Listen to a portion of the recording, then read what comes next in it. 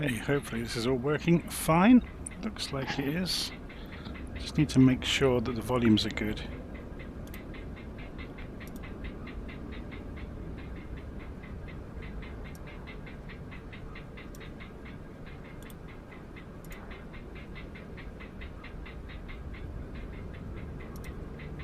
I think we're good. Okay. So you can obviously hear the engines rattling away as they windmill in the breeze.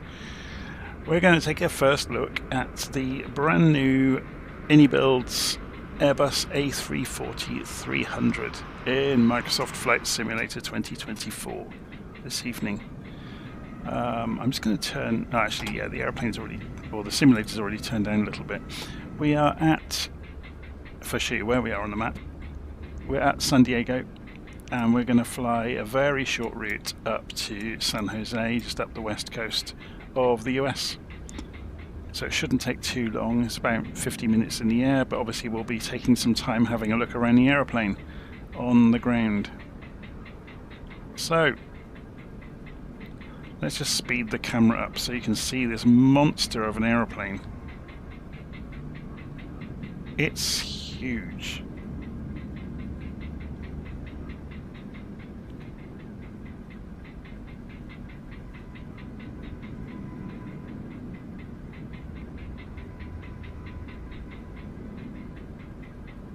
So if we bring the camera in along the wing, look at the droop on the wings.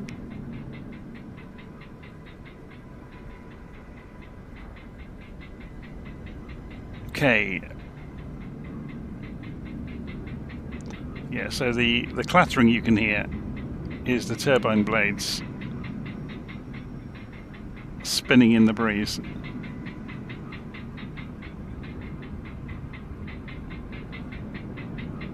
So as you can see, it's modelled immaculately. It really is something else. I've not gone and looked any further into the body. Oh my word. That's rather insane, isn't it? It'd be interesting to set up a custom camera up here to watch the undercarriage animating.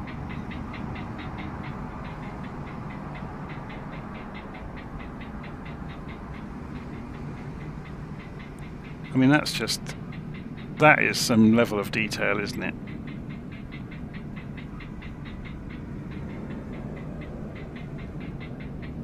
Okay, let's go and jump in the cockpit so we get away from the clacking noise. So, the business end of the aeroplane, the cockpit. We'll come and obviously work through the systems. I just wanted to show you the modelling.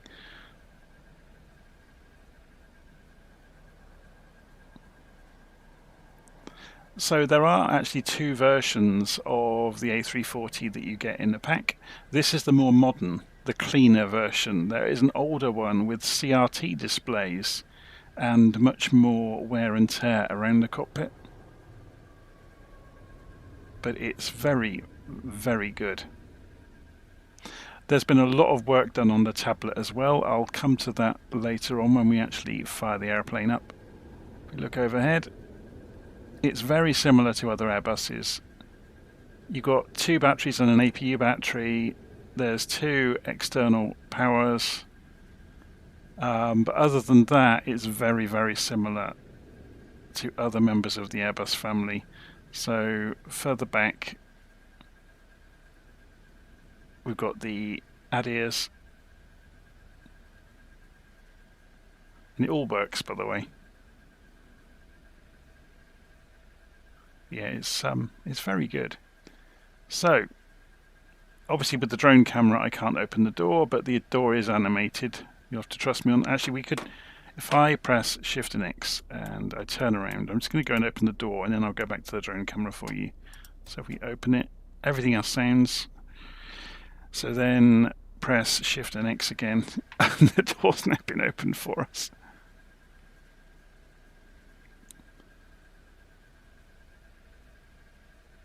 So the whole inside of the airplane has been modelled really, really nicely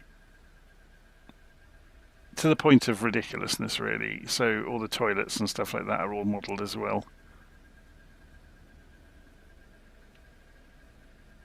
So I'm just speeding the camera up a little bit. There is some sound cutting in here and there, obviously in the modelling. There's some different clipping regions, I guess, as you go further down the body. So I was going to point out, wasn't I? So if you go and look in the toilets, they do have interiors, which is mad. And if we fly further down the passenger cabin, it's ridiculous, isn't it? Considering most people are far more concerned with how well the airplane works, regardless of, you know, the level of detail in these things is just getting insane.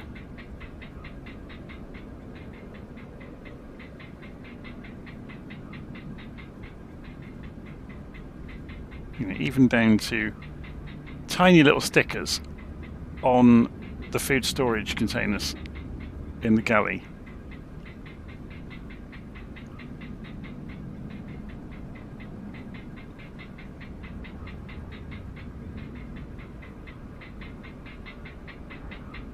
Okay, let's go and fly up. Oh, it's worth pointing out actually, all the numbers are in place. So 18, 19, 16, all the rows are numbered accurately.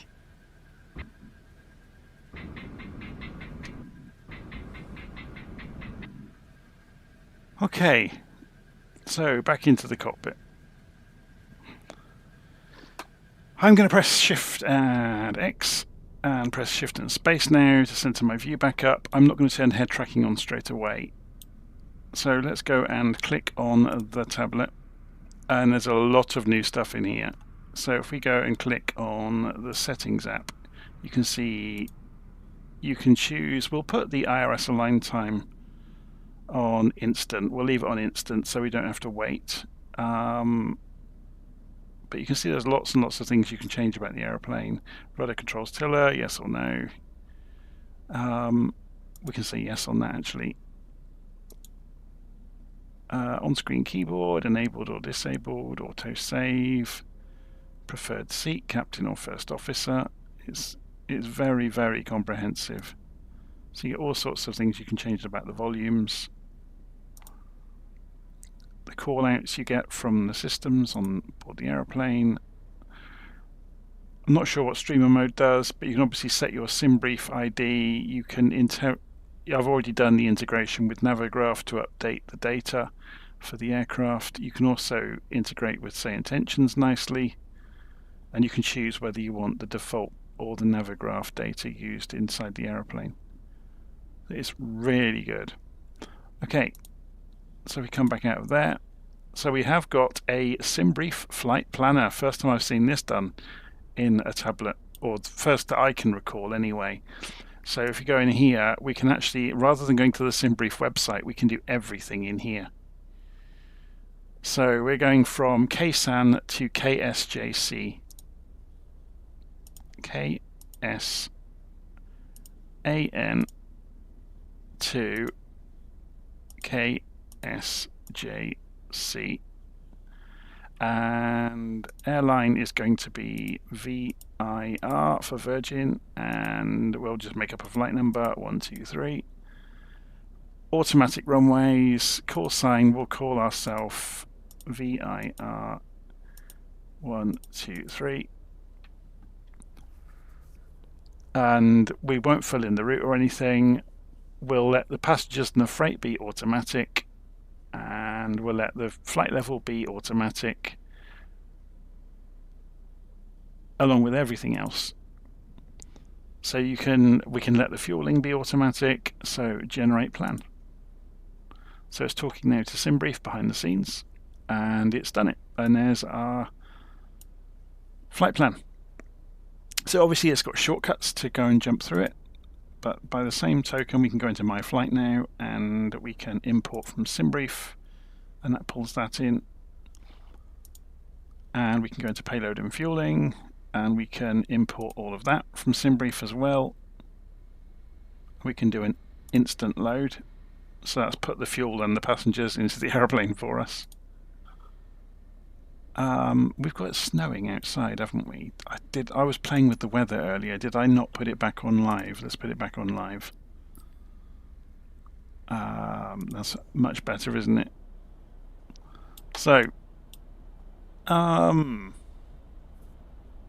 ought to go and have another look, given that looks a bit nicer, doesn't it, on a sunny day than it did with the snow. Anyway, shift. We'll come back outside once the engines are running, because, like you say, the clacking noise does get annoying after a while. So we got obviously the operational flight plan. We got the takeoff performance calculator. So if we go and look in the OFP, we can come down and see the route, which we'll need later. He says, famous last words. Oh no, the sim has just blown up. Okay, we're doing that again. I have been playing around with the sim, loading airplanes in and out, so that's probably what's caused that. Yeah, Flight Simulator still isn't very good at doing back-to-back flights, so you'll have to bear with me while we load us back into Ksan, and then we'll get on with the flight.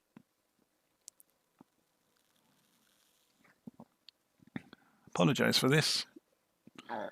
I think anybody who uses Flight Simulator for long enough knows this just happens from time to time, especially if you've been going in and out of airports and aeroplanes.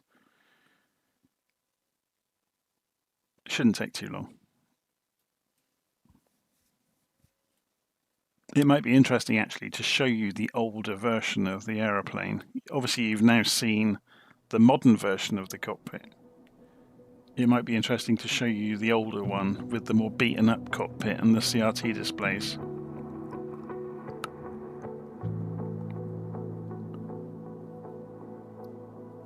So just let Flight Sim do its thing and reload. Shouldn't take too long. Though having said that, I have got quite a lot installed into it, so we'll see. Thankfully we hadn't got too far before it blew up. I did a full end-to-end flight earlier this evening in the aeroplane and it worked really, really nicely. So it's kind of my own fault for trying to reuse the same session.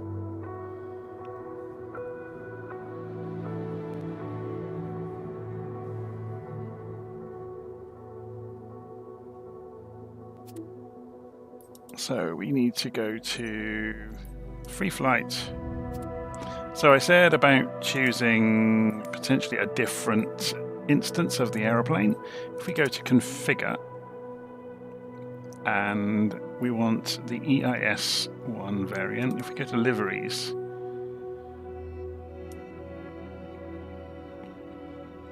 we've got the Inibuilds livery here. So EIS1, save and back. Let's go to configure again and see what the options were on the variant. So we've got the A340-300. And there's EIS1 and EIS2. So save and back. So we'll just go with the Inibuilds livery for the moment. So save and back. And we wanted to be at San Diego, didn't we? We'll have to reconnect to LittleNavMap because it's terrible at reconnecting. So we'll shut LittleNavMap while we're here. Ksan. Yeah, look, so LittleNavMap was having a nightmare there. So KSAN.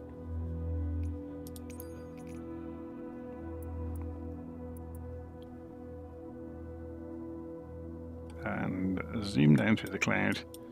Put ourselves on the parking area where we were previously. Start the flight.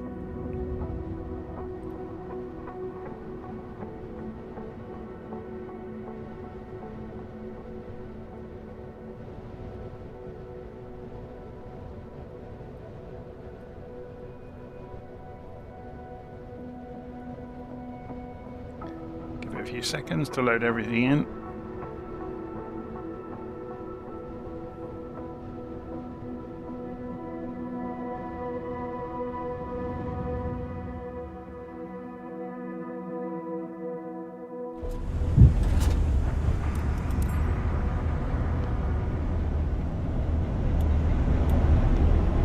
Okay, should we take the chocks away while we're here? And press Shift and C to put ourselves inside the aeroplane. And you can see, yeah, this has got a slightly older, more worn interior. You can see the switches are a bit grubby. The screens are not old flat screens, they're CRTs. They're not quite as fancy. Okay, let's try this again then. So, Flight Planner.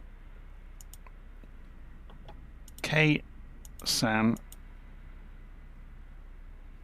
Let me just make sure this is right. Oh, of course we didn't reopen LittleNavMap, did we? Let's go reopen it. KSAN to KSJC. KSAN to KSJC. ICAO code, we're just going to go with, we could use Virgin again. We're not going to be using, say, intentions. VIR 1, 2, 3. From runway, we're going to leave everything on auto. We won't even choose a call sign. Oh, I suppose we should. VIR 1, 2, 3. Everything else can stay the same. Generate plan. So that's going to Simbrief again, fetching a plan, done. And we can come back out of there, go to My Flight, and import that from Simbrief. And then we can go to Payload and Fueling, import that from Simbrief, do an instant load of the aeroplane. So we do get charts, so that works predictably. So if you go to KSAN, for example, you're going to see everything you normally would, and you can flick that between day and night mode as well if you wish. The en route mapping it was working earlier.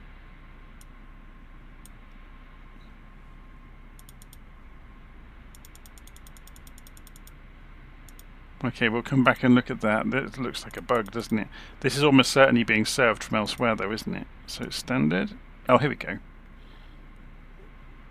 Maybe I had broken it. No, there's obviously some issues going on. So if we say IFR day, IFR night, there's some issues going on with the tiling, isn't there? It might even be my internet connection, you know.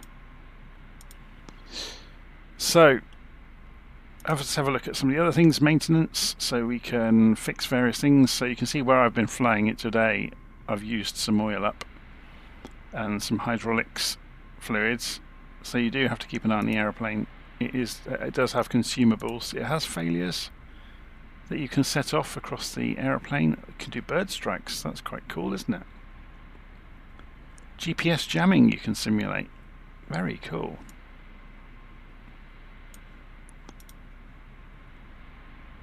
You can save your state. Obviously you can calibrate the throttles. I've already done that for mine, so I don't need to do that again. Okay, so we were looking through this for the routing, weren't we? Which obviously we can shortcut. So there we go. KSAN 27 and the Padre 7 or Zulu 2 standard instrument departure. So let's go and work through getting the airplane up and running, shall we? So one thing that did annoy me immediately after installing the aeroplane is there are no views built in that show the overhead panels. So I've kind of made my own. So Alton 1 will show me that and Alton 2 will show me that. So why they've taken the decision to do that, I'll never know. But anyway, so batteries 1 and 2 on and APU bat on, and you'll see everything warm up. And then we'll put the external power on. And then we'll immediately go overhead and start aligning the ADIRS system. And we can come in and turn the cruise supply on, the emergency lights. I'm doing this without instructions, by the way. We're just going to do our best today. So no smoking to auto, seatbelts to auto. Nav and logo is on 1. Strobe is on auto. Beacon isn't on yet because we're not starting the engines yet. So let's go start the APU up.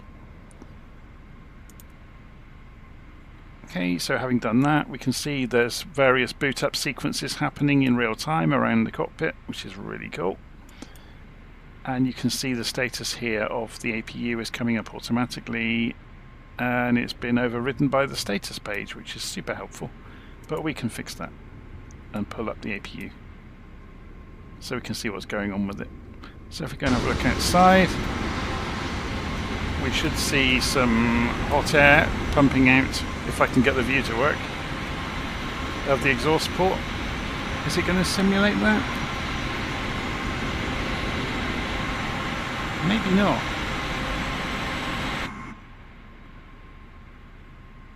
So it's saying here exhaust gas temperature is quite high. Oh, it's VS. To be honest, we're not on air traffic control. I'm just reading the live stream comments. We're not using air traffic control, so it doesn't really matter. We're just having a play with the aeroplane and doing a short flight with it. So APU's up and running. So we can take the APU screen back off, and that will go back to its default summary programming. Isn't it interesting seeing the 4 engines on the display here? Very cool. Okay, let's go and have a look at the MCDU. So we'll clear out any messages. Obviously we're going backwards through the stack of messages. If we go to init, we should be able to pull the Simbrief flight plan with an init request. And here it comes. And if we go sideways, we can see the fuel. And I think it will automatically fill it in. And then we can go to the 0 fuel weight and fill that in as well. And clear that out as well. Go back to the init page. IRS init works.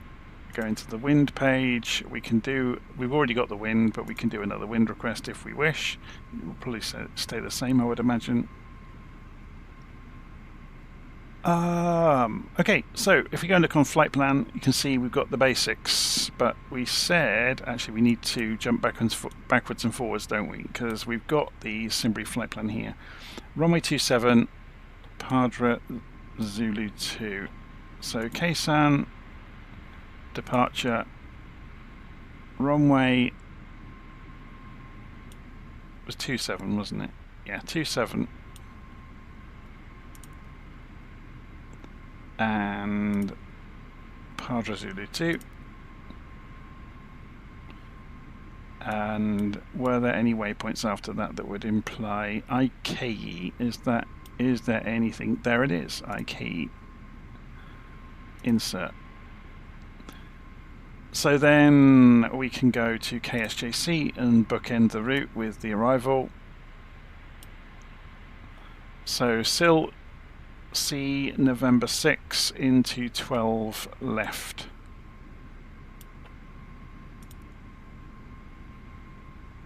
So ILS RNAV 12 left. What are the other options? Okay, we'll go with RNAV. We'll go with Zulu because they tend to be longer. Zulu 12 left. And SIL C November 6. And there it is. We get some transitions. So what are the waypoints before that? Trox. And there it is. So insert that. So that should... It's just calculated, look, all the timings, which is quite cool. So we can go and switch the navigation display to plan mode and do a gross flight plan check. So we'll just increase the range out to say 40 miles. So then as we scroll through our route, we can look on the navigation display and see everything go whizzing past. It's pretty much a straight line, so there's not much to see, I'm afraid.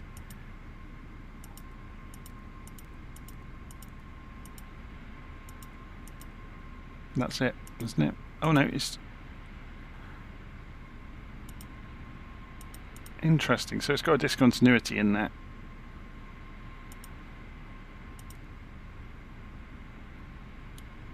So this is where it becomes useful actually to go import flight from Simbrief in Navigraph. Let's go and have a look at it. So where has it got the discontinuity?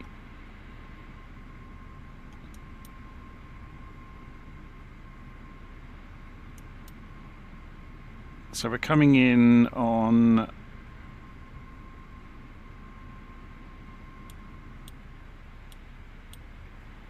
12 left KSJC.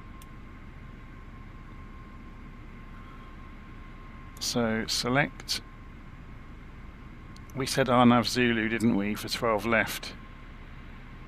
RNAV Zulu 12 left, and that is the only option this is giving us. So having done that, before Hinia, there's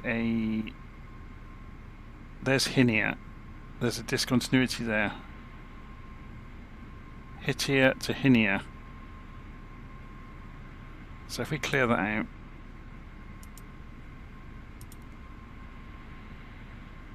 oh, it's because it's manual. That's why. The reason for that, yeah, between here, you establish this route and you fly. And in the normal world, you would maintain that direction until ATC tells you to turn for finals. That's why. That's an interesting one.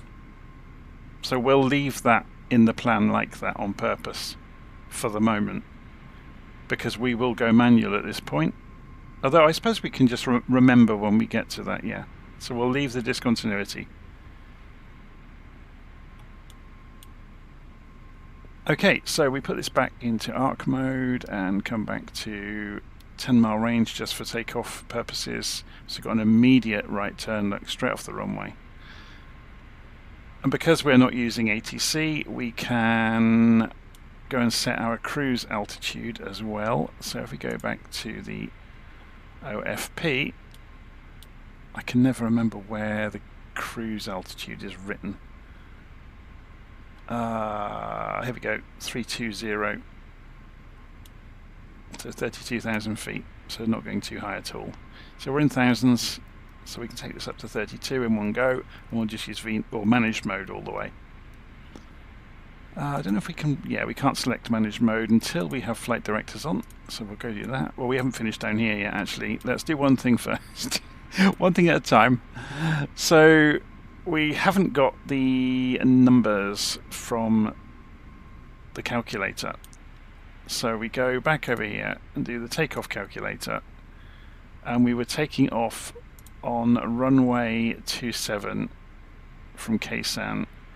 Then we can sync the weather, we can sync the weight from the aeroplane, and we can calculate. And it should come up with the numbers. There we go. And we can send that straight over to the FMGS, and that will give us the numbers next to everything. Okay, so notice it won't fill them in for us. We have to go and key them in. So 131, if I can type correctly today. 134. There's a few little bugs, look. It hid all the other numbers as soon as we did that. And 148. So I imagine some of these little rough edges will be smoothed out, but who knows. So what's the flap setting? It's going to be 1/4.6 up. So 1/4.6 up. And flex temp was 53.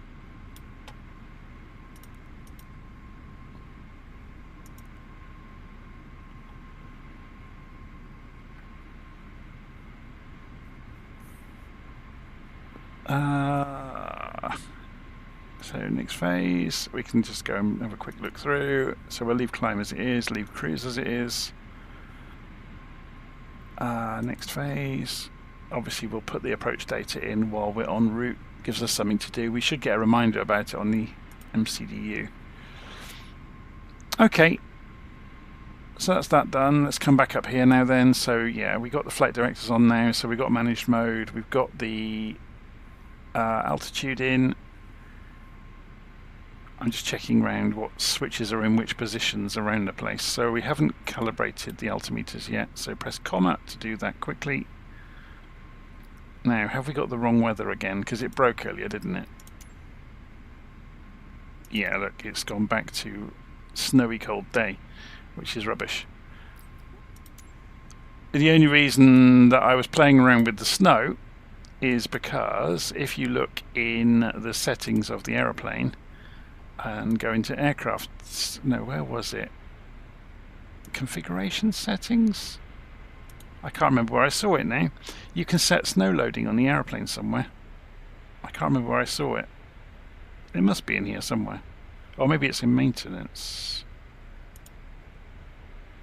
Nope. Okay, let's go through it. EFB, audio, call out, third party, configuration. I honestly can't remember where I saw it. Oh, it's the ground. It's in ground. You can have snow accumulation, dirt and weathering on your aeroplane, which I think is quite cool. You've also got the pushback controls, obviously. Anyway, what are we looking for? I've become a bit lost in my own memory of firing these airplanes. Oh, we were looking for the barometric pressure, weren't we? So comma, there we go, and it's corrected now. So we've got live weather, which will agree obviously with Simbrief now, which is important. APU has been up and running for a little while, so we can go and turn the external power off, and we can come into the tablet and we can remove the GPU away from the aeroplane. The chocks have been removed already. So let's go, and we're going to pull away straight from the parking area here. So we'll go and put the beacon light on to tell people we're going to start the engines. I don't think we have to do anything else here at the moment. Go and put the fuel pumps on.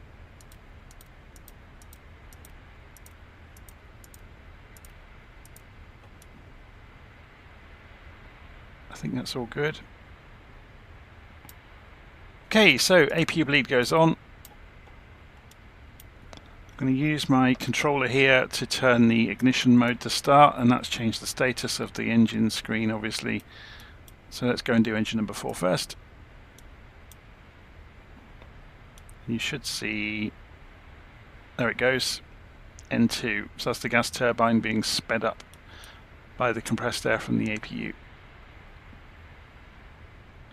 Should go and look at that happening outside. So we need the drone camera, don't we?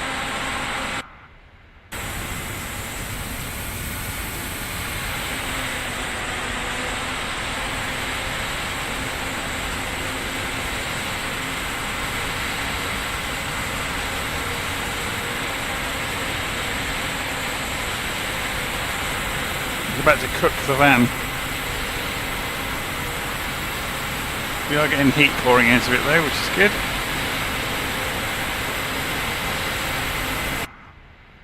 Okay, that's now up to speed.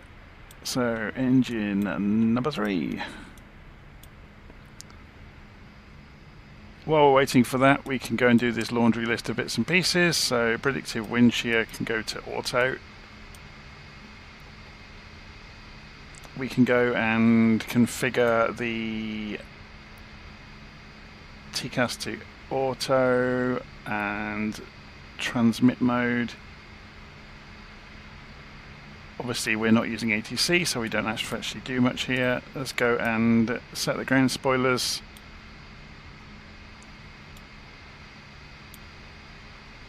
Engine's coming up slowly.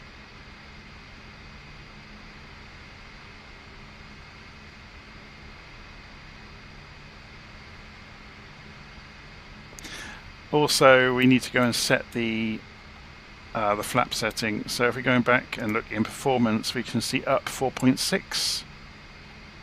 So let's go and set the trim to about there.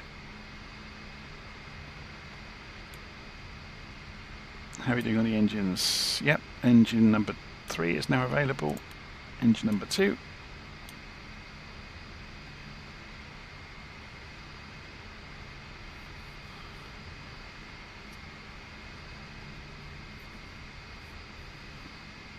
We're going to have a fairly long taxi, aren't we? We're at the wrong end of the airport for a quick getaway. Should we go and change the screen on the co-pilot?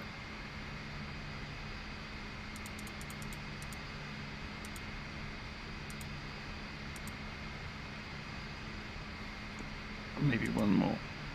That will do.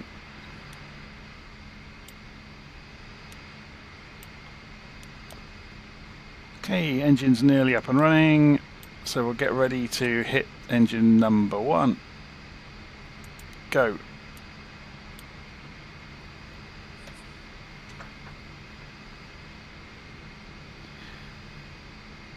We can move flaps to 1+F, which I'm presuming is correct. Let's go and double check that. So takeoff performance, flaps 1. Yeah.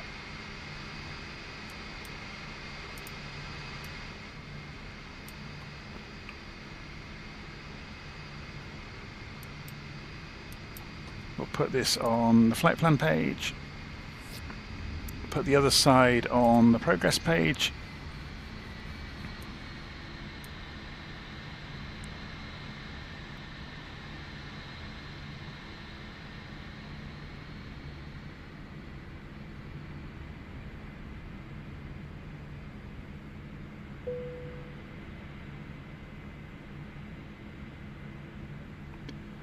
Okay, so engines are running.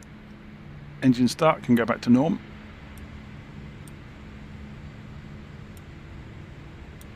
The APU bleed can come off. APU can come off now. Crossfeed's automatic. Sorry, not crossfeed. Bus transfer is automatic in the Airbus. Okay, so there's one thing here. ECAM SWTG, and I'm trying to remember what this is. I've hit a switch somewhere, haven't I? There it is. No, it isn't. What have I done? It's that one. So, ground spoilers are armed, no smoking and seatbelts are on. APU is available, but winding down as we speak. So we should be able to go and put the taxi light on. And we're good to go. I'm just checking around everything. A message, yeah, it's just coming up with the final checks.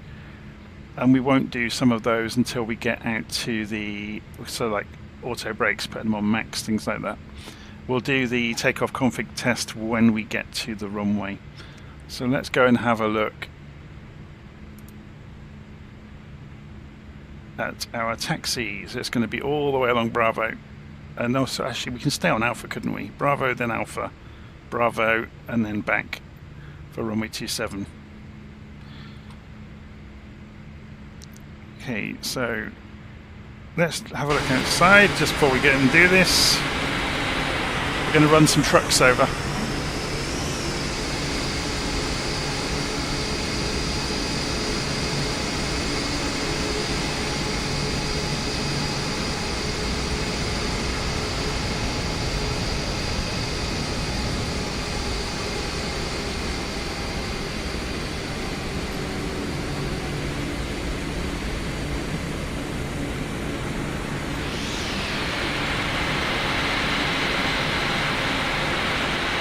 About to absolutely decimate the baggage trolley. Look how big it is. Yeah, I know. I'm just looking at live stream comments. I will be checking things while we're taxiing, like there's the standby artificial or attitude indicator that we haven't gone and unlocked yet or uncaged.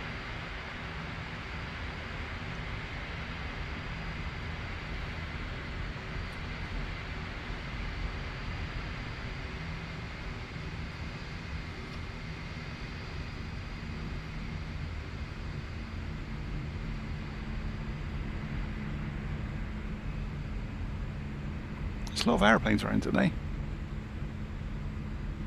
We're not following the taxiways properly, I know. Should we go back over here and at least try to follow the lines properly?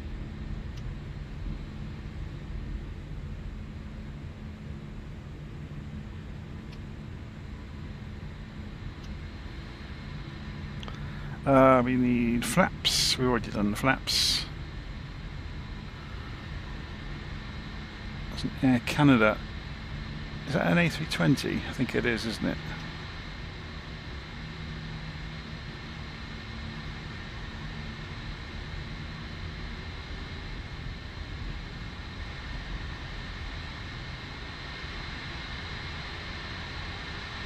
Just waiting for us to get out of the way.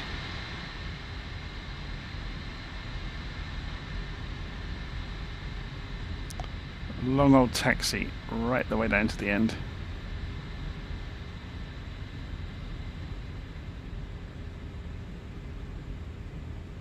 Yeah, so the only thing we have left to do is the takeoff config test.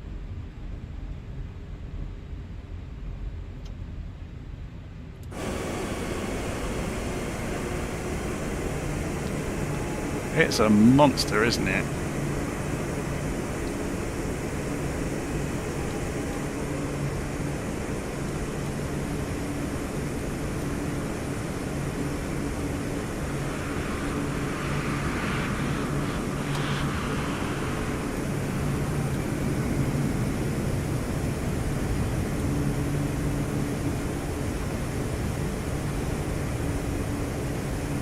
I should fly around here more often. This looks really nice down here, doesn't it?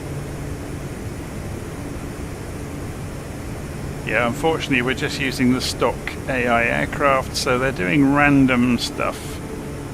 We're not running say intentions this evening, which would put much more realistic movement in. Yeah, we're going to get them doing donuts and all sorts, aren't we?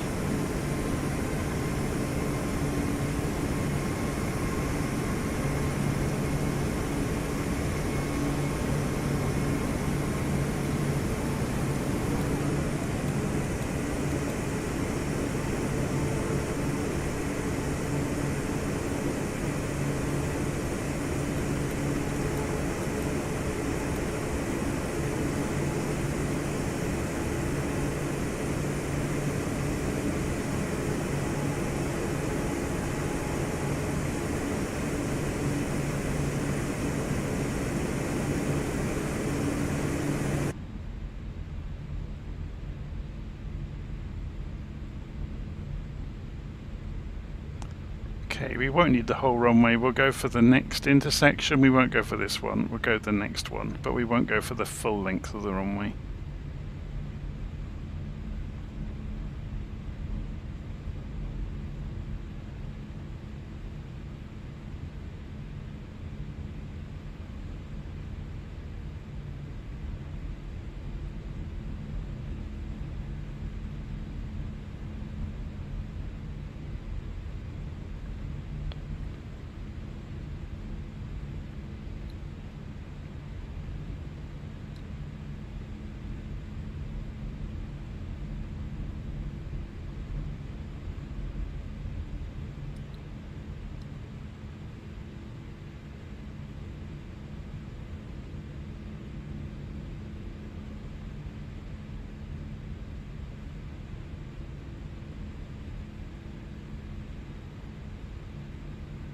Seems really weird after using air traffic services so often to just pull out onto the runway without being told anything.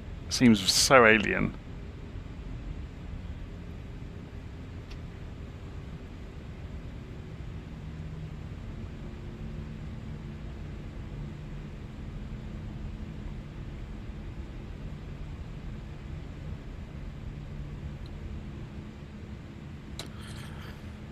Okay, so overhead we go and put the landing lights on and switch the nose light to takeoff. Strobes are on auto, so we don't have to worry about them. Don't need the wing lights. Everything else is on auto, it's all good.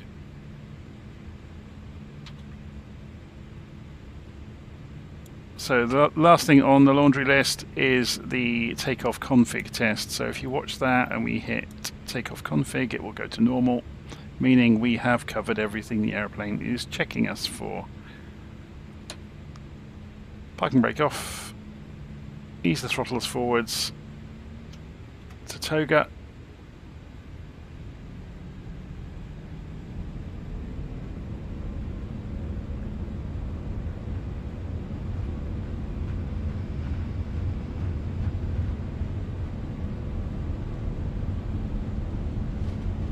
So waiting for the V-speeds to come through on the primary flight display. V1.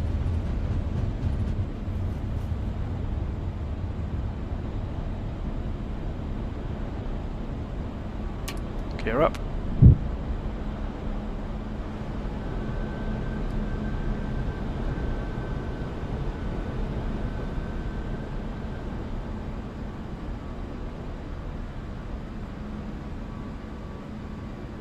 Okay, autopilot on. Leave the throttles in toga mode for a few moments. The initial climb out is usually quite steep, and then it will start to pick up speed, so we go to climb mode now and raise the flaps. So the next thing we can do is go, now we're away from any traffic. There's somebody over there, but we're going to go switch on to TARA mode on the TCAS. So we're in the US, so barometric pressure is at 18,000 feet. So next thing for us to do is at 10,000 feet to turn the landing lights off. Should we go and increase the range on the navigation display now? So you can see a whole load of aircraft to our right.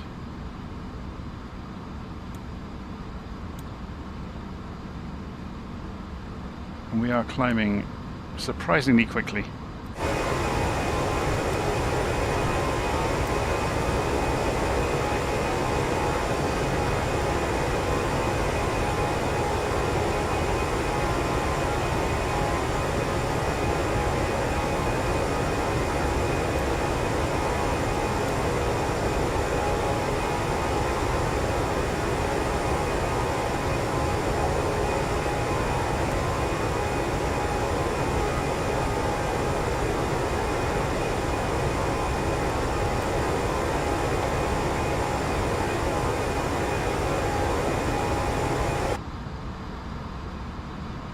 Okay, coming up through 5,000 feet. We don't need the ground spoilers armed anymore.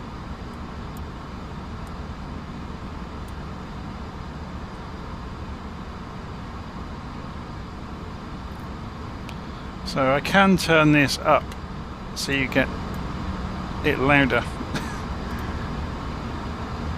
So you get a more appreciation for what it sounds like.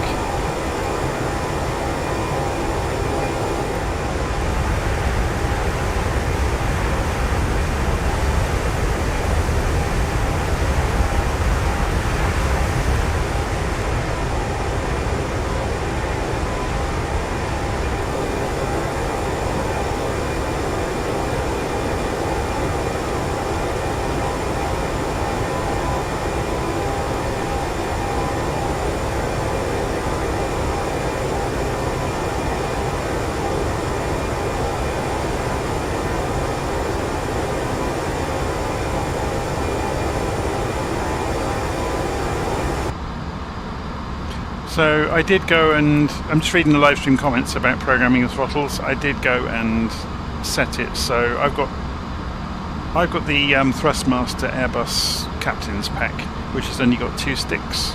So I've set one of them to be 2 of them, or each of my throttle levers is 2 of the throttles in the airplane. You can actually extend the Captain's Pack to have 4 throttles. It's got crossover cables to do it.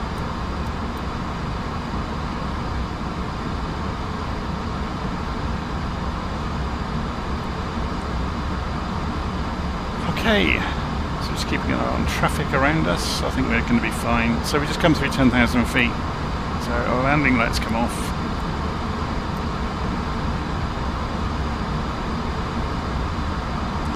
At the moment we're doing a normal climb, so let's go do an open climb and see how steep it will go.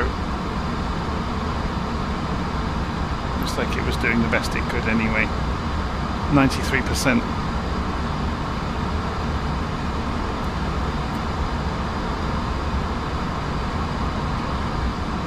Oh, it's thinking about it, look. Now it's sorted its life out, it's absolutely going for it.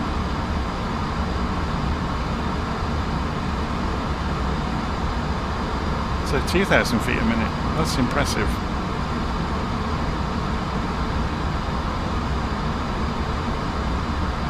I wonder if we turn the auto throttles off and just jam the throttles forwards. I wonder if it will overheat the engines. Should we try it?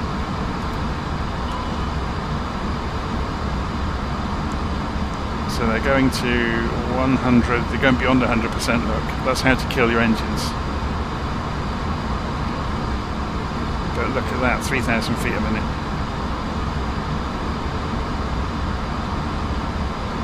Let's turn the auto throttle back on and come back to climb thrust. So they're dropping back to 93-94%.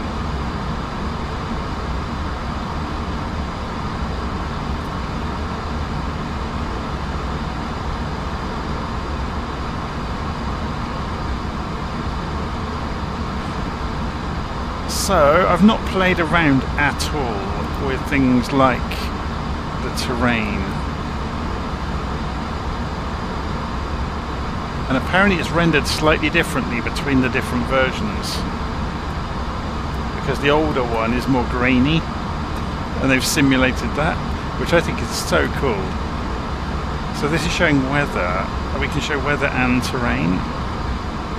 I don't know what map does. If we zoom out, will it handle that? Yeah. Oh, actually, I wondered whether it would stop at 40. So you can see the coastline. That's really cool, isn't it? The way it's simulating the radar.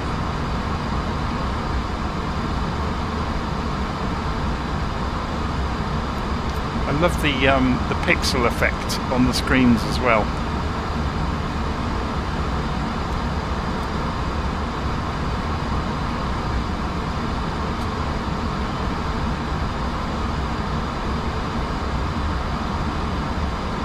Okay, so we're about to come up through 18,000. We should see the QNH start flashing at 18,000 feet, wanting us to go to standard barometric pressure.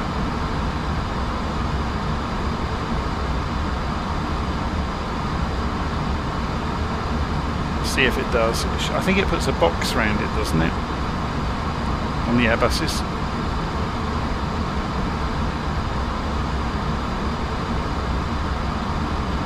Get ready. No, it flashes it, okay. So we go to standard, and it's not synchronized, so standard the other side as well.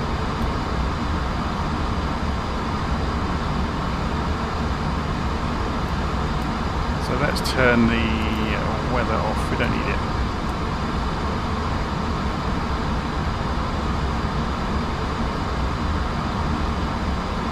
And increase the range.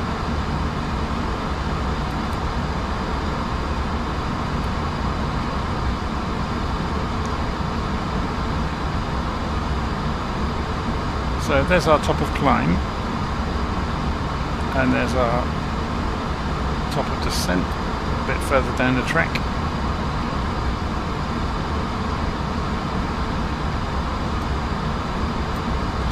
So I had a play with this earlier. I actually got instructed during group flight when I tried this for the first time to put myself into a hold at a nearby waypoint, and it all worked wonderfully. So you can go and select waypoints, for example, and put your holds in and just insert them in.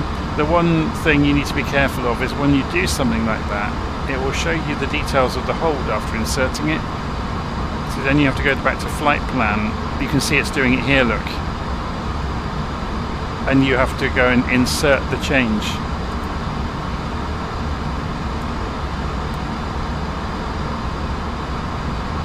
So it's just to be aware of that kind of workflow of making changes.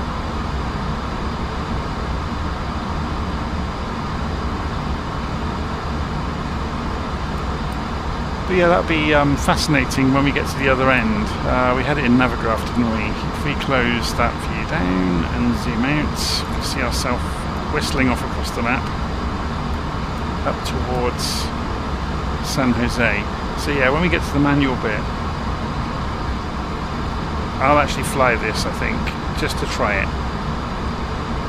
And we'll keep an eye on the navigation display. So I haven't loaded the flight plan into LittleNavMap, look, so we can go open flight plan, download it from Simbrief, create it, no.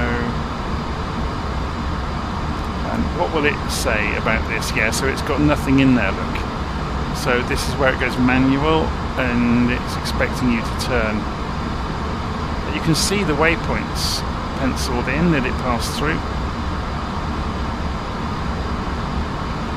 We could extend out much further to give ourselves more of the ILS, which might not be a bad idea seeing as we're still learning the aeroplane.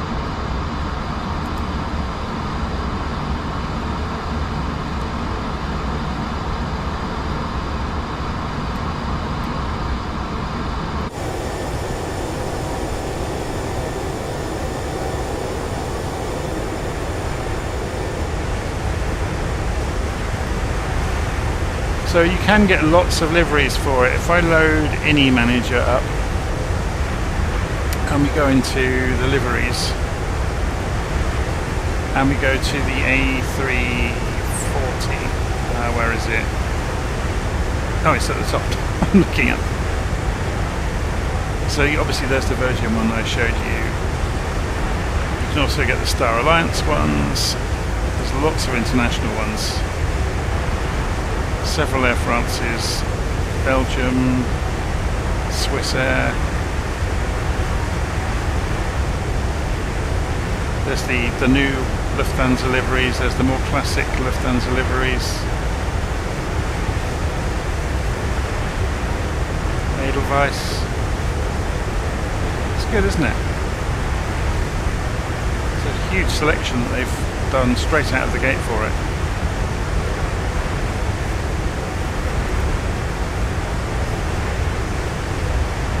No, liveries are free. Just reading the live stream comments there.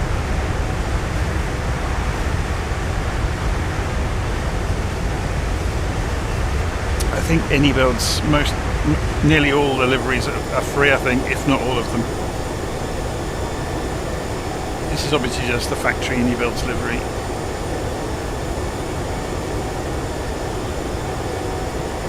While we're flying along, we could have some fun with the drone camera, couldn't we?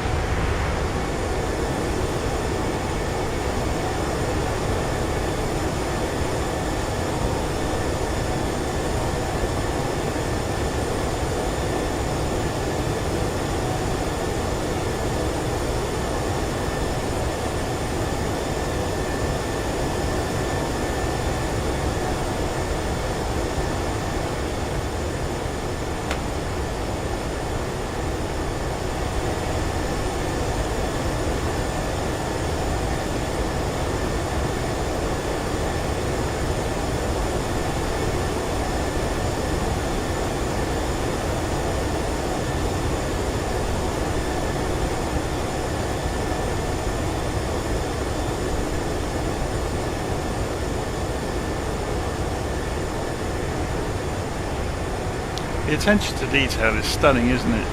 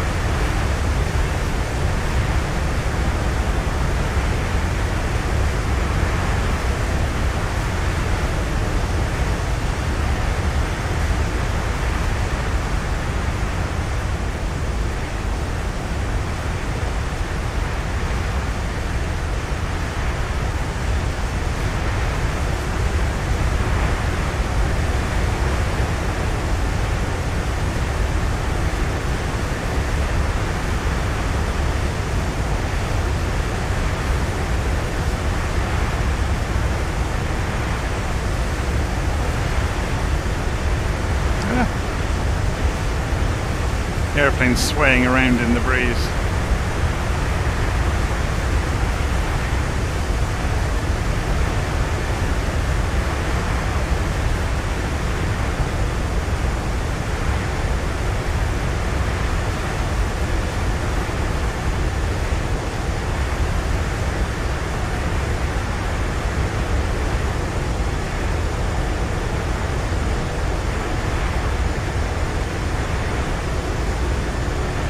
Look at this, the attention to detail, even the screw heads.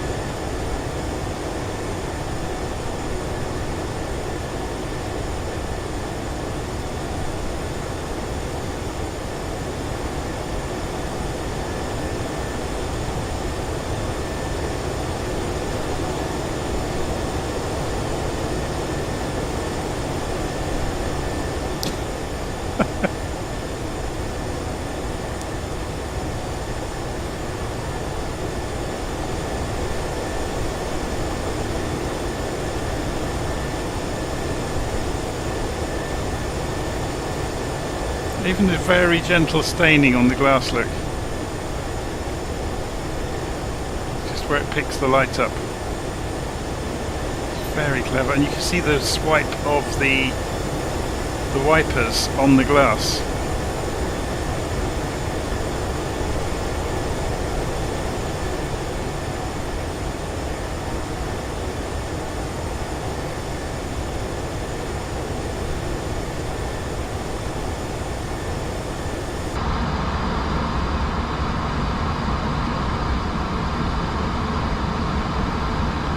It's almost impossible to fly the drone camera around in a moving aeroplane like that.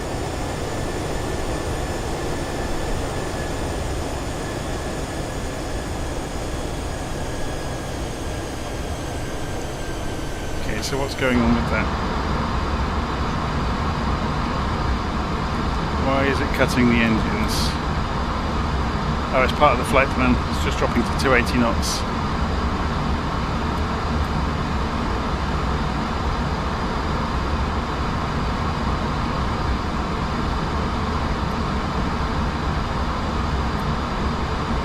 Mach 0.77.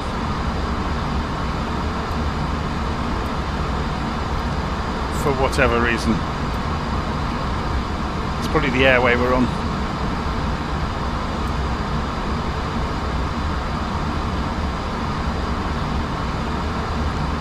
Just looking at that scenery out there, it's stunning, isn't it? It's funny, isn't it? We've become so obsessed looking at the systems, which in themselves are a masterpiece. Forget to look outside and you see views like that.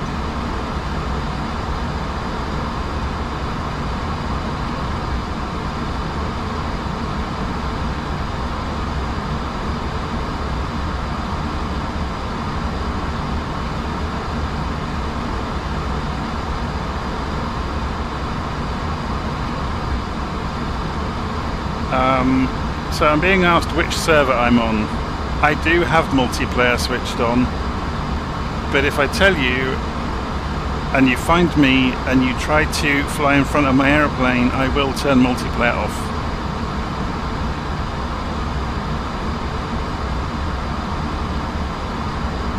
I learnt the hard way a long time ago that if you're trying to show anybody something on the internet and you let other people have the opportunity to be a part of that, a very small minority of those people will ruin it for everybody else. And that's just the unfortunate way of the world, I'm afraid.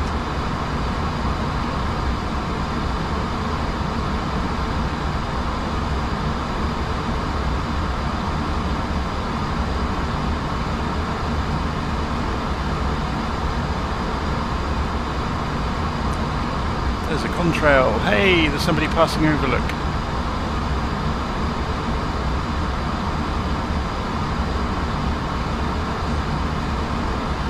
Can't quite see them past the window there. Should we do it from outside?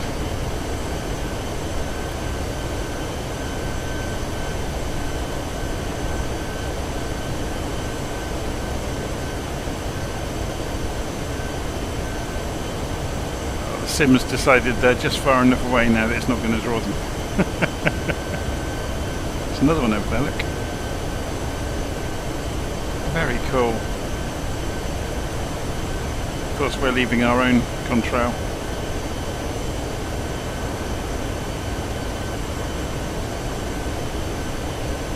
Yeah, I don't need guarding.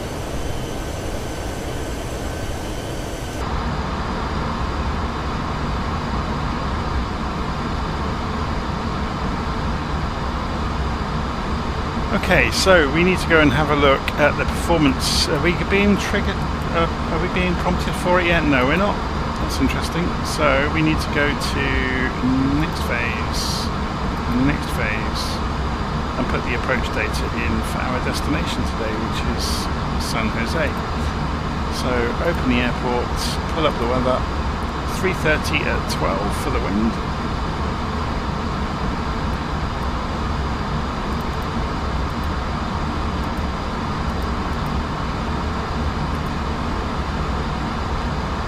Temperature on the ground is 28 centigrade. QNH is 1009.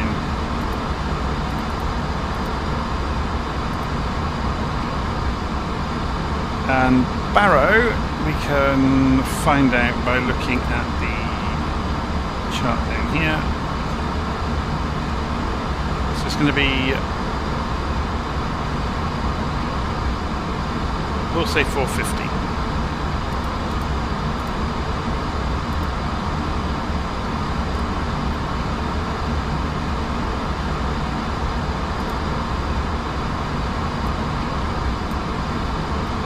So top of descent is coming in about 100 miles time. Should get there fairly quickly, seeing as we're doing 450 knots over the ground.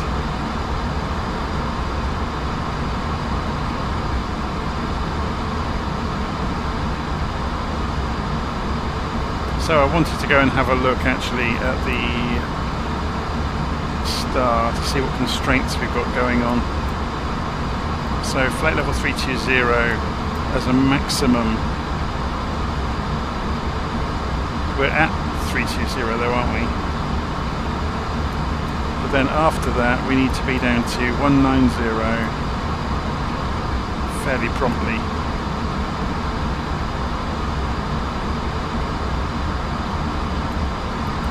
Got the constraints on, but I don't think it draws them in until you reduce the range. Yeah, it was about to draw them, and obviously everything disappeared off the screen.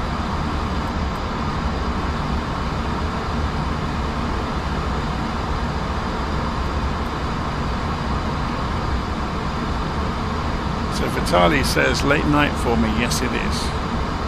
I couldn't resist having a look at this aeroplane properly and sharing it with everybody. I've done one flight with it before this, so it flies very much like an Airbus, but it's really nicely modelled. Super high quality.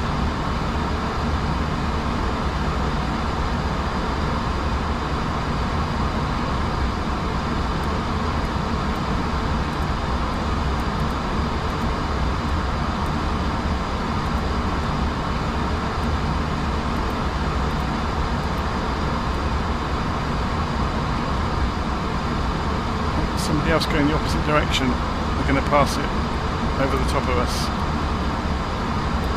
Can we...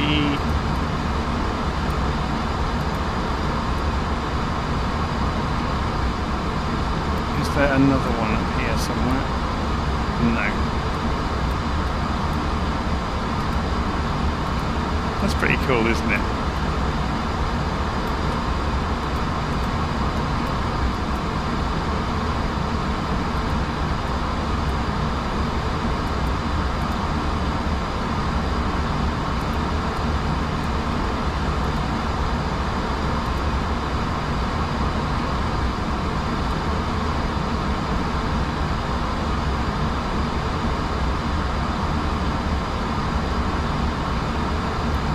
So while we're doing this, we could have a look at some of these toys in the tablet. So we've got the en route map.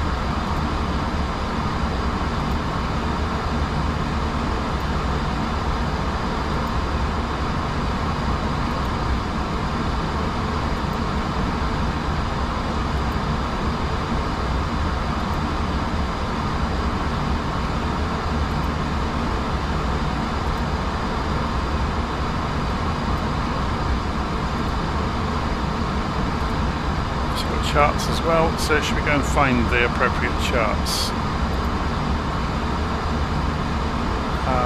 We were doing the SIL CN6, so we're looking KSJC, there it is, so we'll pin that one.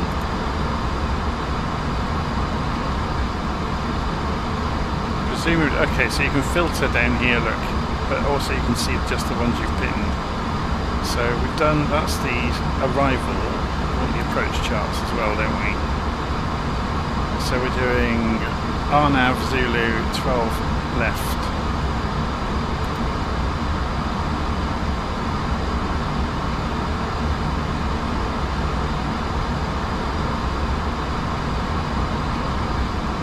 There it is. This is the point where we have to do that turn look.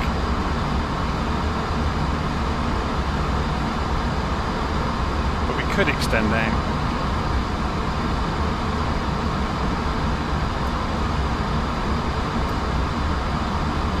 Obviously transition altitude is straightforward because we're in the US, so it's 18,000 feet.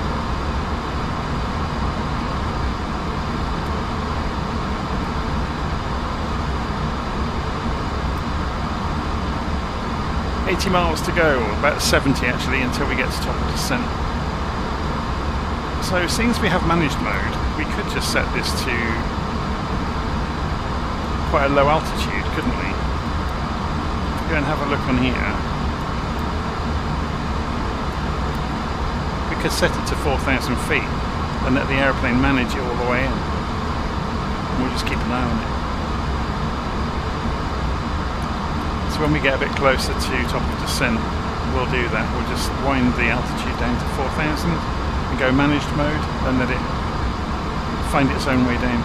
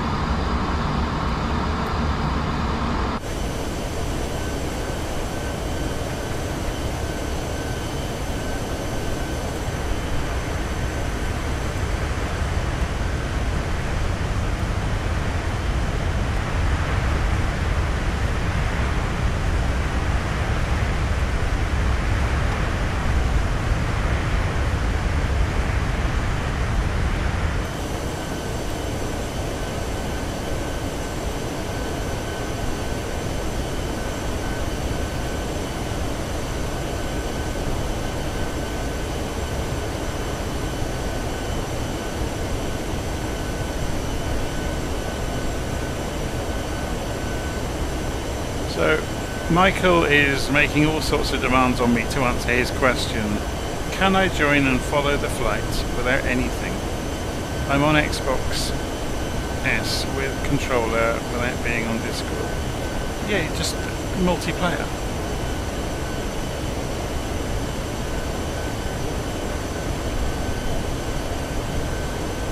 Well, he hasn't done anything outwardly ridiculous so far, but yeah, just Michael, have some respect for everybody else. They may not want to see you filling the chat box up with thousands of question marks. If you keep doing it, I will remove you.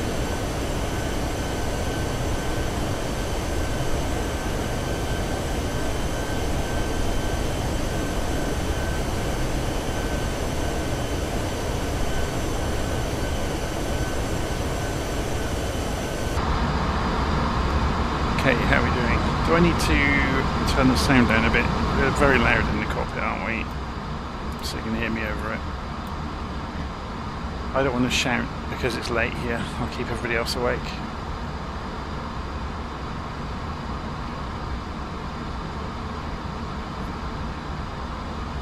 Okay.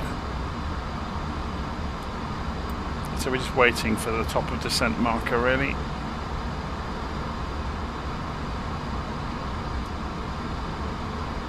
It's 40 miles away from us now.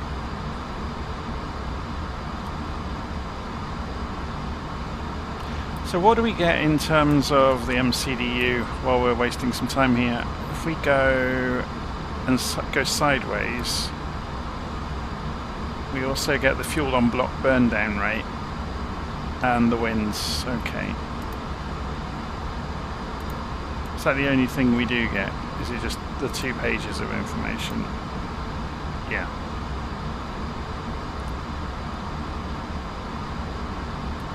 So how does that differ from what you get on a progress report?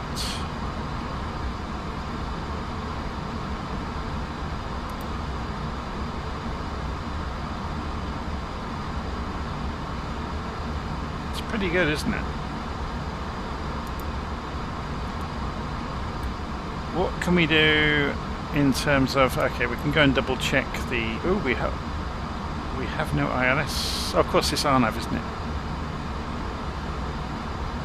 So we could be a bit naughty here. So there's the airport. Okay, so we're going to be visual. We really do need to take account then of the altitudes. Let's go and do our homework before we get there. Where are we?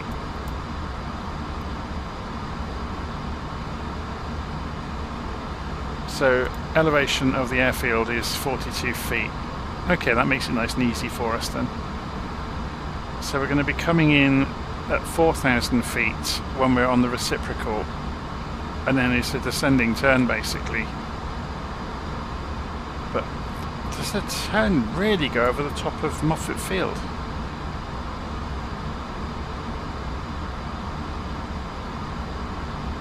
It does.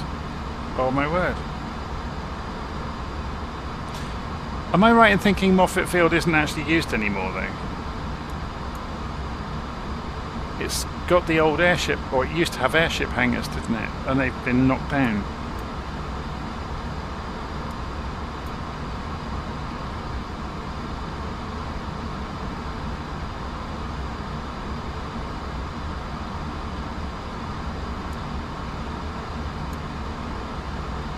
Okay, we need to get the descent happening. It's just coming, look. So if we reduce the range.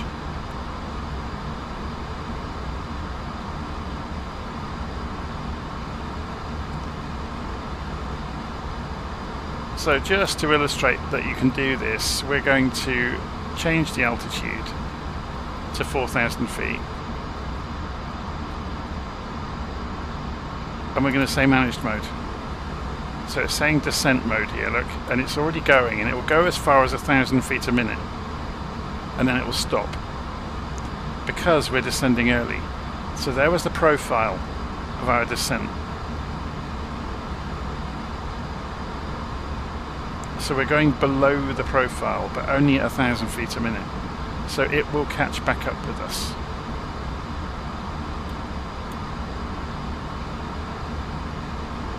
And you can see, look, at this zoom level, we're seeing all of the constraints written in properly.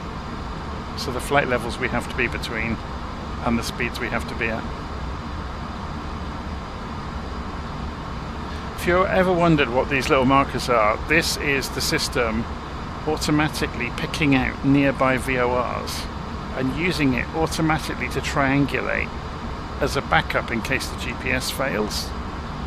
So it can still track exactly where we are by triangulating in real time against VOR stations. So it's doing the math to triplicate basically on top of the GPS. And on top of that, you've also got inertial reference system, which is measuring the acceleration of the aeroplane So every few seconds it's saying, based on that we were here, based on the accelerations or speeds that we know we're travelling at, we're now here. So if the GPS failed, you also have that will accurately position the aeroplane. So you can see there's the tail end of it tracking a VOR that's now behind us.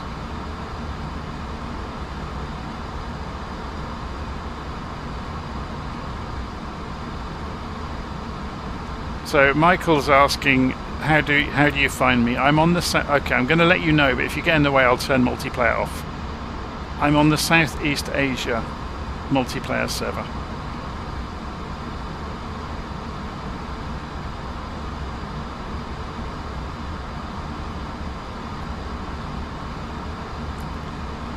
So you can see at the moment we're descending slowly 1,000 feet a minute, and we're still below the profile. That will catch up with us because the actual descent profile is steeper than we're on.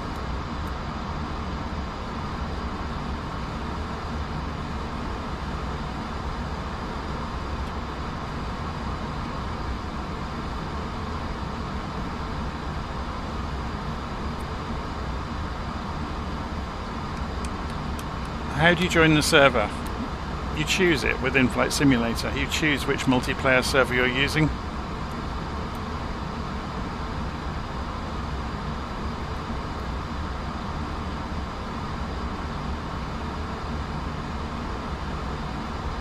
So to see other people in the simulator, you just need to have multiplayer on and be on the same server as them.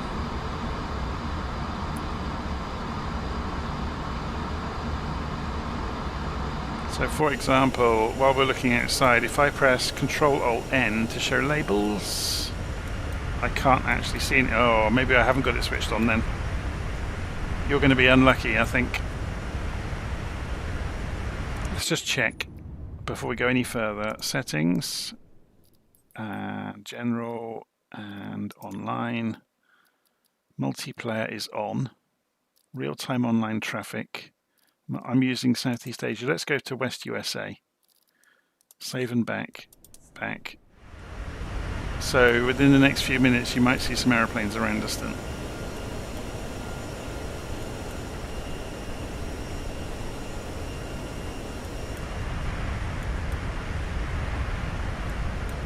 It usually takes it a minute or two for the aeroplanes to start spawning around you.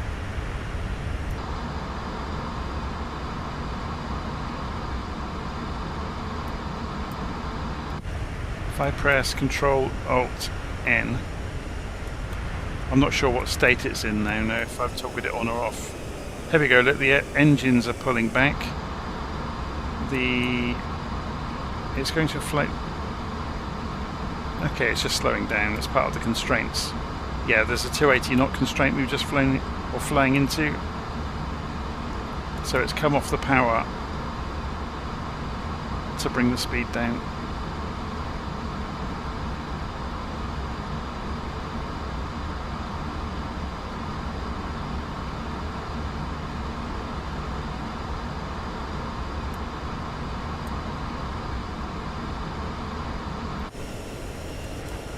The reason we might not be seeing anybody, I may have the flight set to live,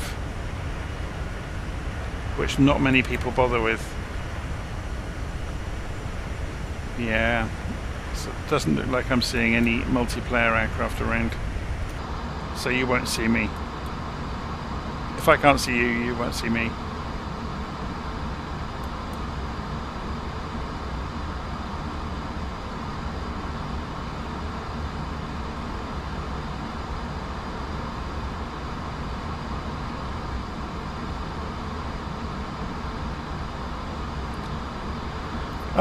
So we're being asked where we're going. Sorry, before we say that, you can see the profiles coming up, so it's catching up with us. We're coming in at 1,000 feet a minute. You'll see the descent rate drop, and you'll see the RPM drop in a moment.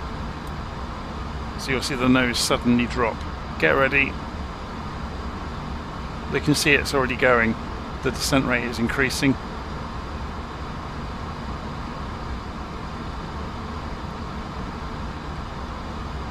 So it's just now maintaining the profile. So if you imagine a downhill profile towards the destination through these constraints. it's managing it for us.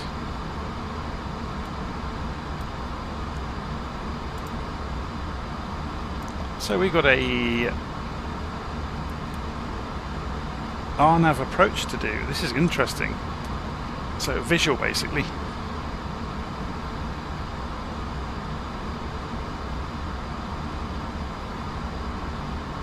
So, sorry, we're answering the questions that were being fired at us now. Where are we going? We're going to San Jose International. So just south of the San Francisco Bay.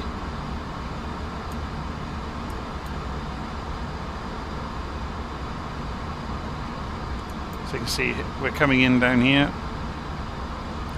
We have to fly past it, turn around and come back, which actually that's a good point. Which direction is the wind?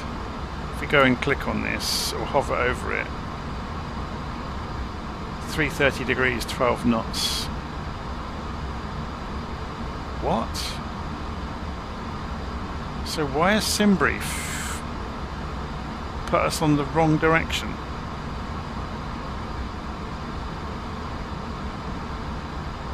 Okay, we're going to modify the flight plan. I know this is late to do it.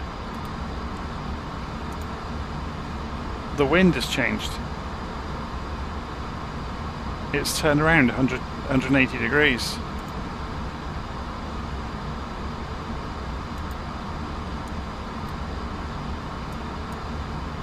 We're too late to do that one. We'll never get it in time.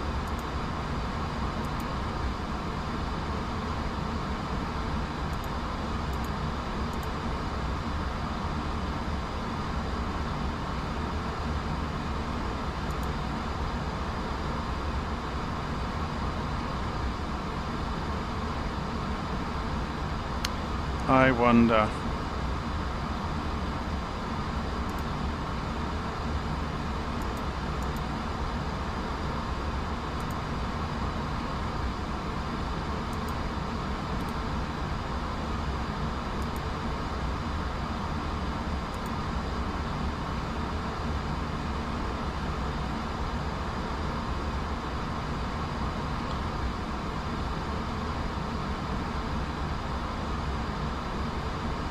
So that is Silken 6 into runway 30. I'm just basing this on the wind that's happening down there now.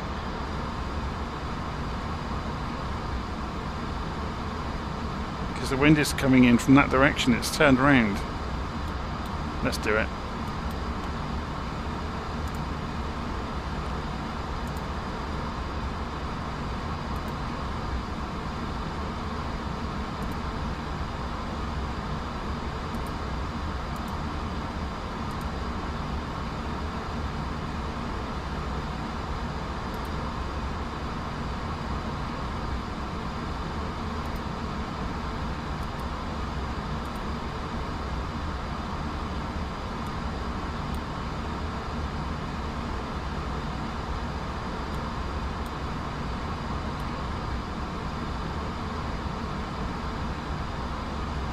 Valley. So if we go direct valley, insert. Oh, it's not having it, is it? It's too close. Oh, there we go. We want direct to that one.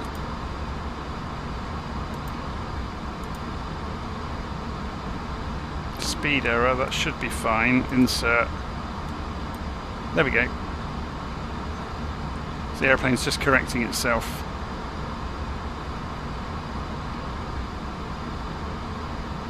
So we're going straight in. Can we get down in time though? Probably not. What we could do is put ourselves into a hold at, is that GUUYY?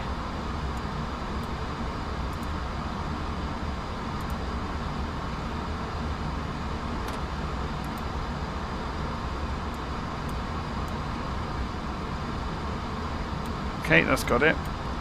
And then we'll go direct for GUUYY.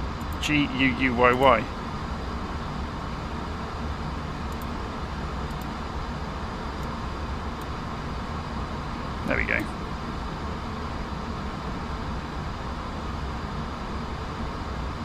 and it's trying to slow down for the hold, obviously, so we're going to throw the spoilers out. You see the speed is coming off, and we'll do a descending hold because we need to get down to 11,000 feet. We're still at 18.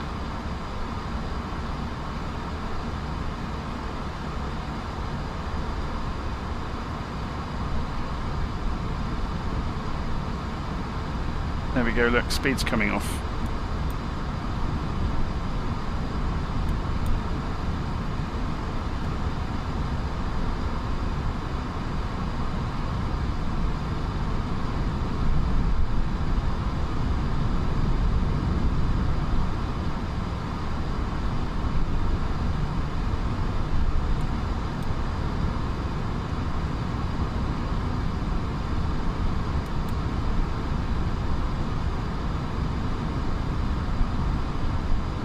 So that should give us enough time to get down to 11,000 feet, doing a lap around the hold.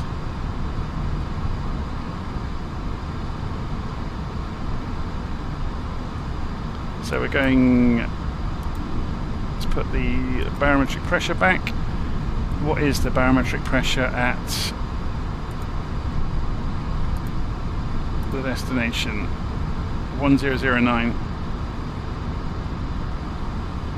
We've already done the destination data. We can clear out the message about the speed, that's not a problem. Okay, so you'll see the aeroplane bank right in a moment, and it'll go into this hold. You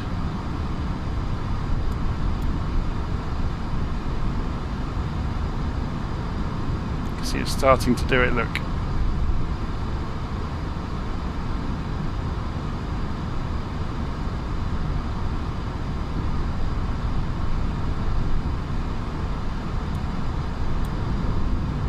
Oh, the labels are working. So maybe multiplayer might be working. So we are descending with a sudden change to our flight plan.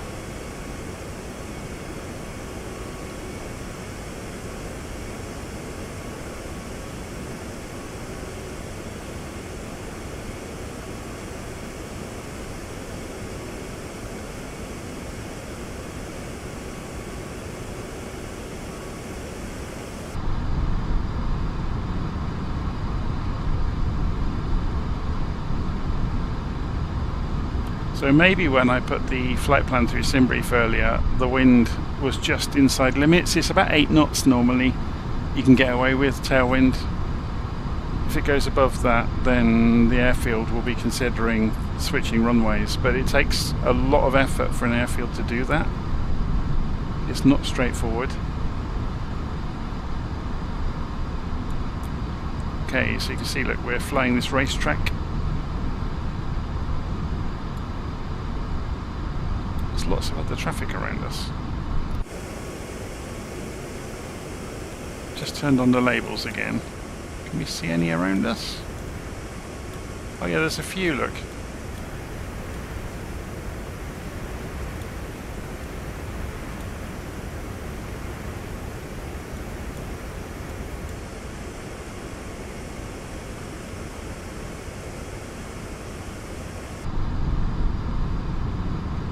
Okay, we're almost down to where we need to be, so it should, the managed mode should hold us at the constraint of a plus 11,000, so it should level us back out.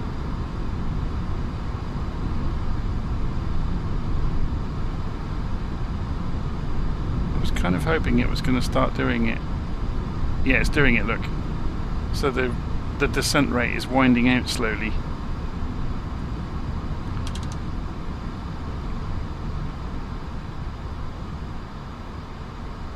So I've just taken the spoilers off.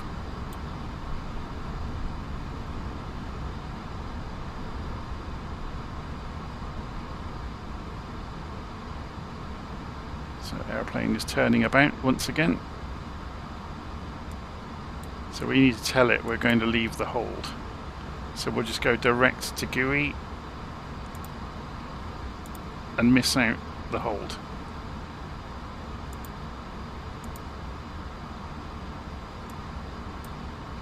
So the airplane's going to turn right go straight to GUI and then carry on down.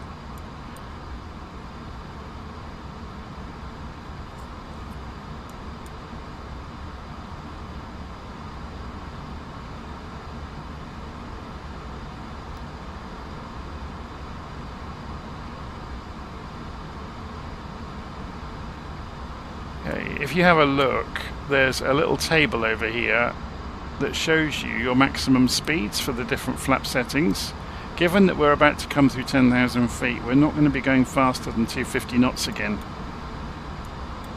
So you can see we're doing 250 now. So we are safe to go flaps 1, which will give us drag. I know flaps are designed for lift, but they also give us drag, which aids us in descending.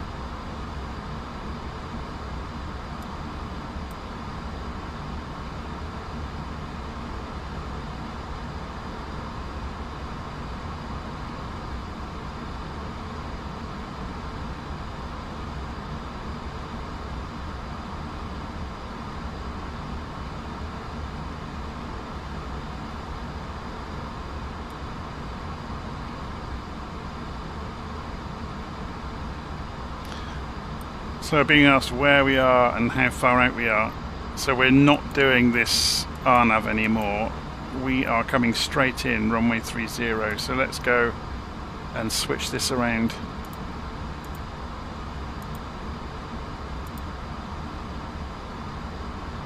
It was 30 left, wasn't it? I chose, I think.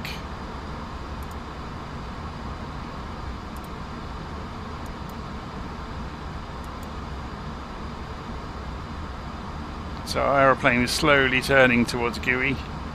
It's not going to make it, is it? We'll have to go for Wilson instead. Yeah, it's trying to. It's going from GUI to Wilson, so it's kind of cut the route. It missed the turn, so it should level out in a moment and just give it itself an intercept route onto the track. Well, that's the hope.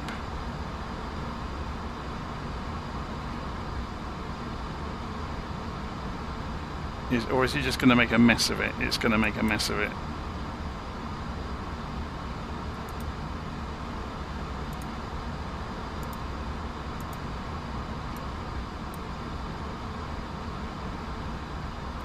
It's a big old lumbering giant, isn't it? And it can't change direction quickly, but we can.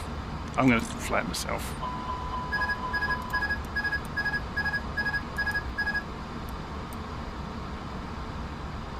If in doubt, do it yourself.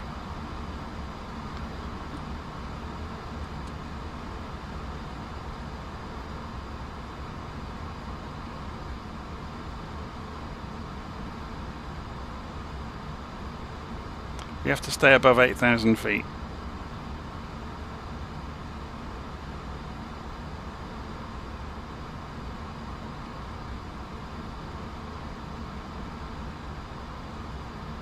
The only reason I say that is because that's the constraint at this waypoint.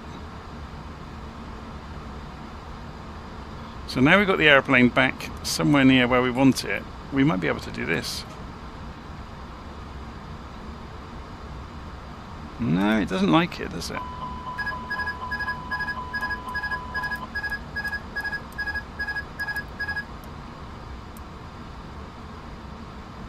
Looks like we're hand flying in, which is fine.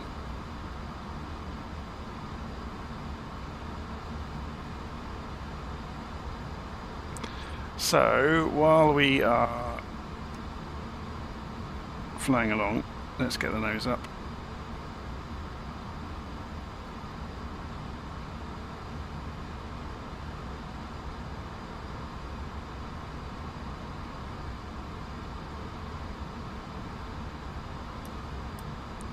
What's wrong with that then?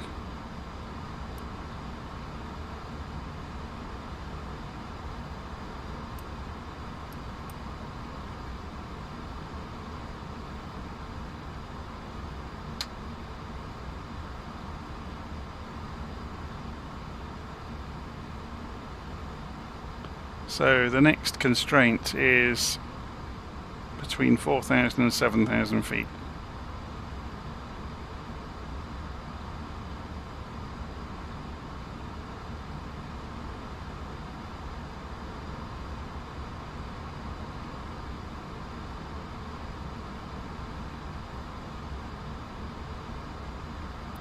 We're down below 10,000 feet, by the way, so landing lights on.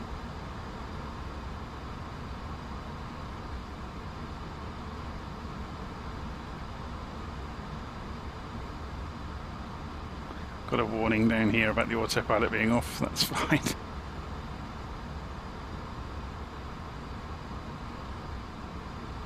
Can we clear that message?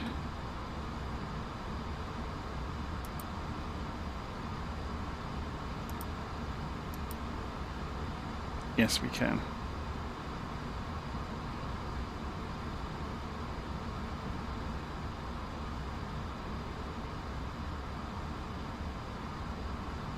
Get to admire the views. Okay, let's go and pull up the other... Oh, it's got the wrong pinned diagram now, hasn't it, for the airport? Let's sort that out while we're at it. So we want 30 left.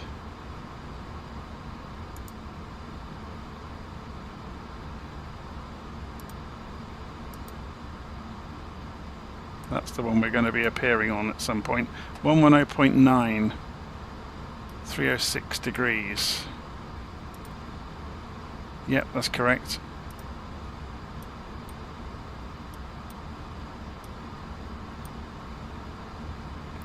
Put the head tracking back on.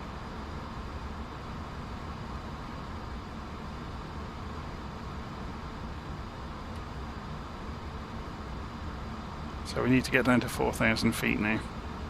So I'm going to turn the auto throttle off as well. Have a play. Turn the warning off. Again, it's just being an absolute so-and-so. Oh, we're over speeding.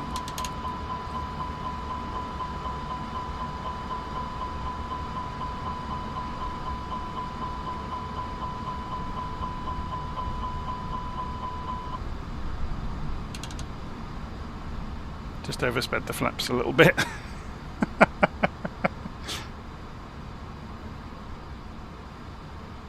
Okay, so clear the messages. Okay, we should be good to go now.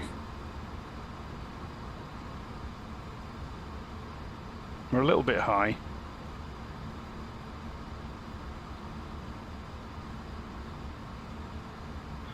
And that's the airport there. And we're going for the left runway.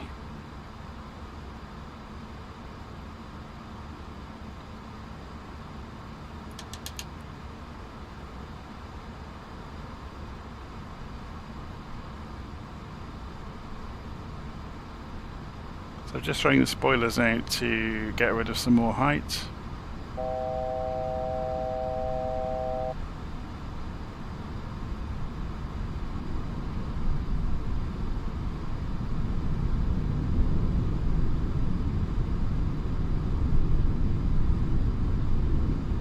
Spoilers are noisy, aren't they?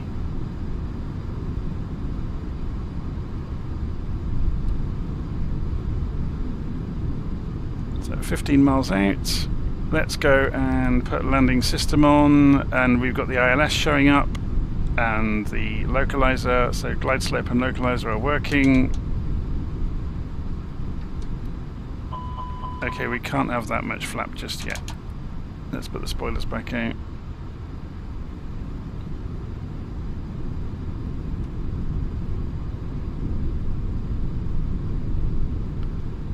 Was it? Flap 2 is 190 something knots.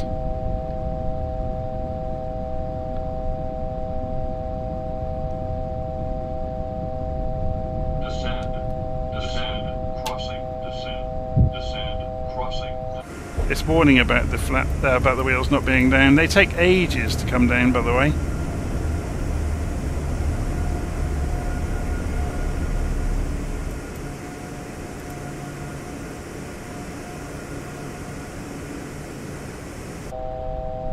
So the warning doesn't light up, but you have to press the button to make it shut up.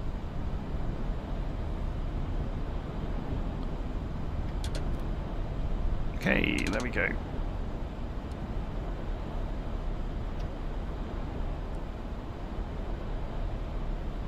So we're slightly off to the left, pretty much on the glide slope.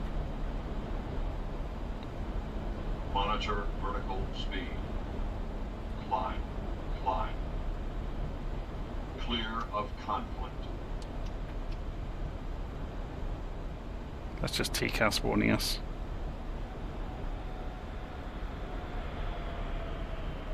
I think we're going to get an aeroplane go past us, an AI aeroplane. Should have a look for him outside. Now we're stabilised.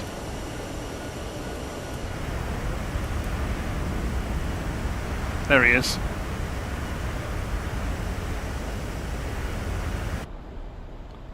Clear of conflict. SWA225.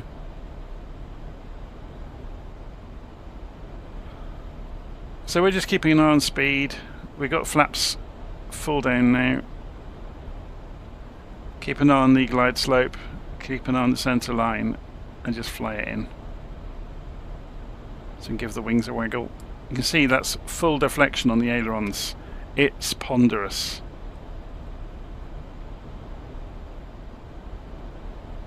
$2,000.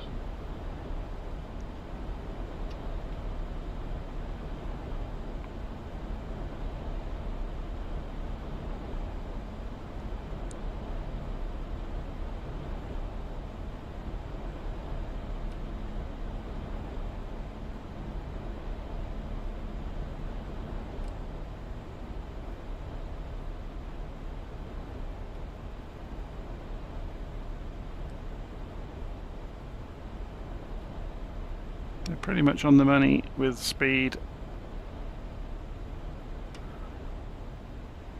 That's a 5 knot crosswind. And we're going low, so give it a bit more power.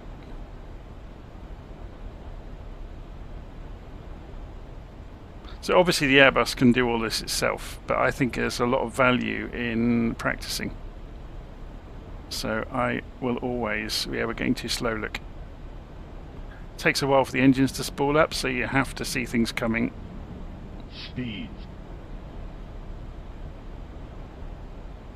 1,000. The Pappies do appear to agree with plus TCAS. Maintain vertical speed. Maintain. Descend. Descend. Crossing. Descend. Descend. Crossing. Maintain vertical speed. Maintain. Descend. Descend. Crossing. Descend. Descend. Crossing. Clear of conflict.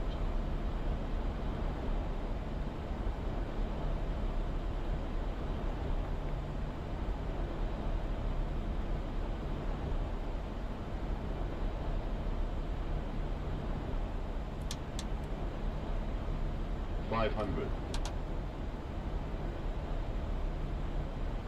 400.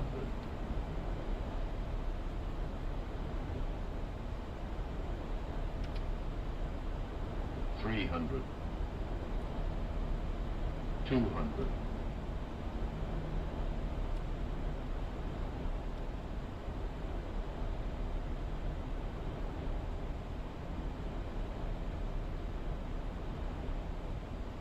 100, 90, 80, 70, 60, 50, 40, 30, 20 tard, 10.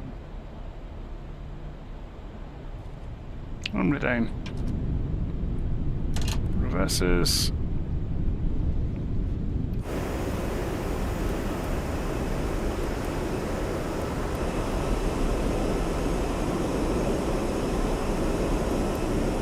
The reverses are cool, aren't they?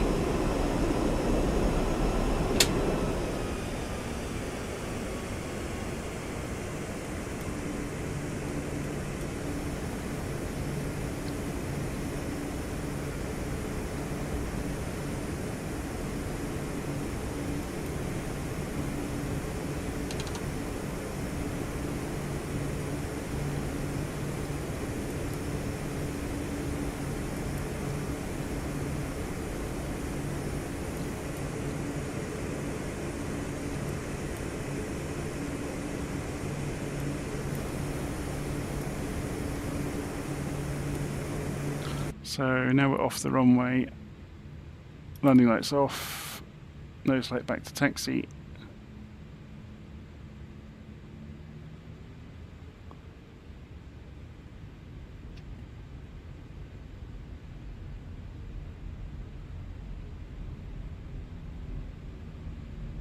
It's a big old lump, isn't it?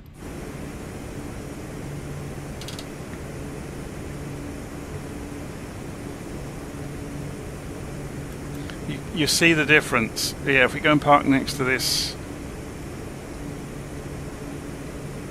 aeroplane here. Oh, they're saying that. Is that a 350 that's just spawned in? Oh, it's disappeared.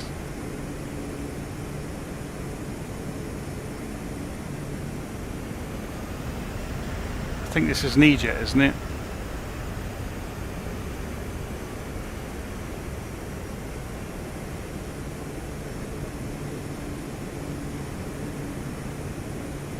I think we'll go for this one here. It's a bigger parking space, isn't it?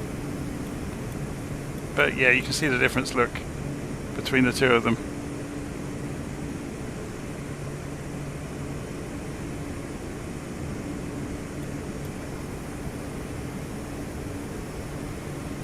Comes to 7.3.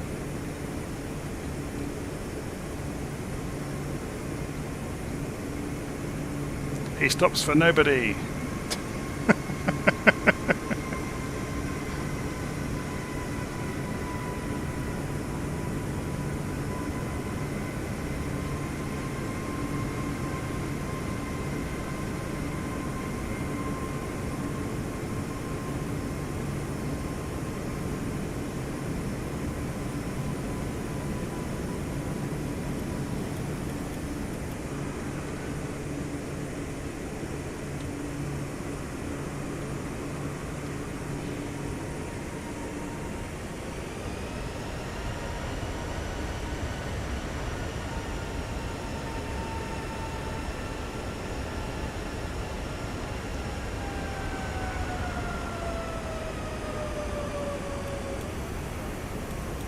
And this is why I usually have say intentions on and why I don't have multiplayer on, because it avoids this sort of thing happening.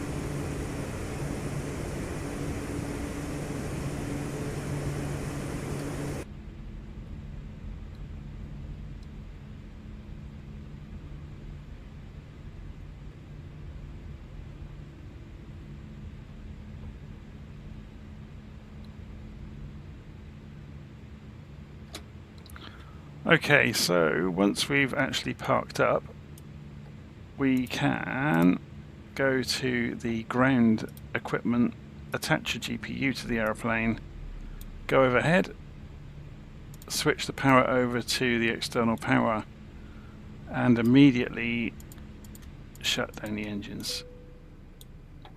And then we can obviously go and turn off the beacon light now, turn the strobes to off, and turn the crew supply oxygen off, go and turn off the fuel pumps across the board,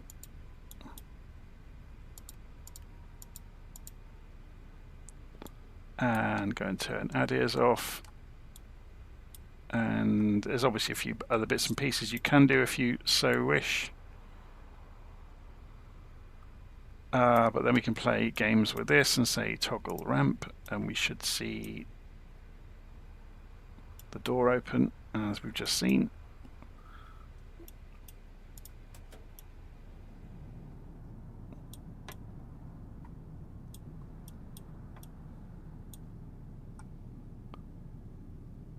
And there we go. And we can go and shake the passengers' hands as they come walking off. If we had the passenger add-on, we could do that.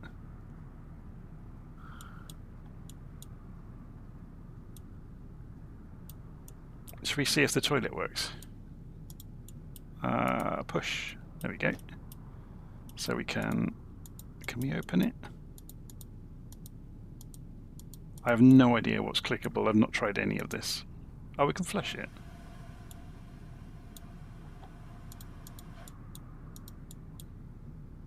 Oh, that's the cockpit that's showing us clickable through the...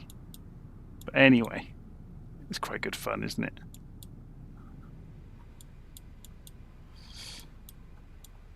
There we go.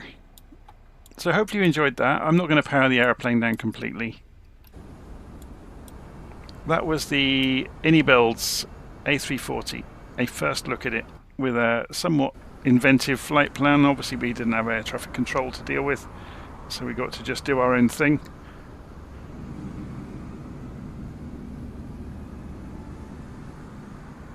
But there we go. It's good, isn't it? It's a bit of a monster.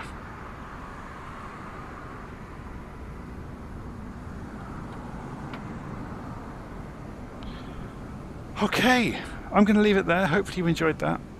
So we got down in one piece after kind of a bit of drama with realising the wind had changed direction, but if we had had air traffic services from Say Intentions, obviously that would have been communicated to us en route that our plans were changing, and they would have vectored us in, I would imagine. So we had to be a little bit inventive and put ourselves into a hold and descend, and yeah, it made it all the more fun. Okay, I'm going to leave it there.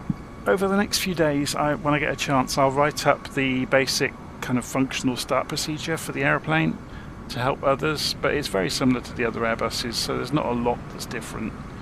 There's a few bits and pieces like the programming holds and stuff like that, that were the workflow was a little bit different.